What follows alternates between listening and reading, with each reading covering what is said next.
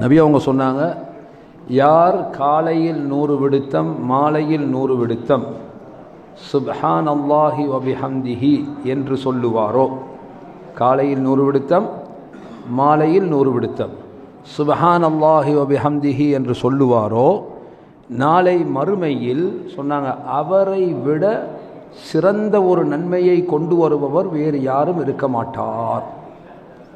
கியாமத்து நாளில் நன்மையில் பெரிய ஸ்கோர் பண்ணவர் அவராக தான் இருப்பார்.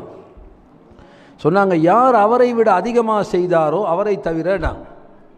அப்போ எங்களுக்கு மினிமம் 100, மேக்சிமம் அளவு இல்லை, எவ்வளோ வேண்டாலும் செய்யலாம். எவ்வளவு அதிகமாக செய்கிறோமோ கியாமத்தினால் அவ்வளோ பெரிய அந்தஸ்துக்குரியவராக இருப்போம். என்ன திக்ர்? சுப்ஹானல்லாஹி வபிஹம்திஹி. இப்போ இந்த திக்ரை சொன்ன உடனே சிலாக்கள் கேட்குறது, அப்போ சுப்ஹானல்லாஹி வபிஹம்திஹி சுப்ஹானல்லாஹி அஸீம்னு ஒரு திக்ர் இருக்குதே, அது என்னது? அது இல்லைங்கச்சா சகோதரர்களே, இது வேறு அது வேறு, இது வேறு அது வேறு. இல்லைங்கச்சா லேபலை சரியாக பார்க்கணும் நாங்கள்.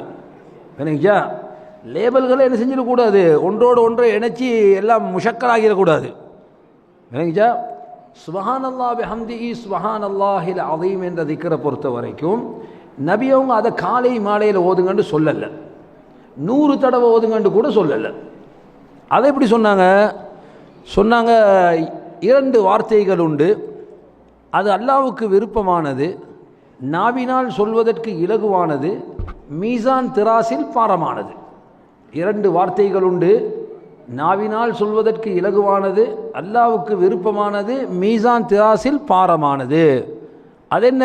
அதுதான் சுப்ஹானல்லாஹி வபிஹம்திஹி சுப்ஹானல்லாஹில் அஸீம்.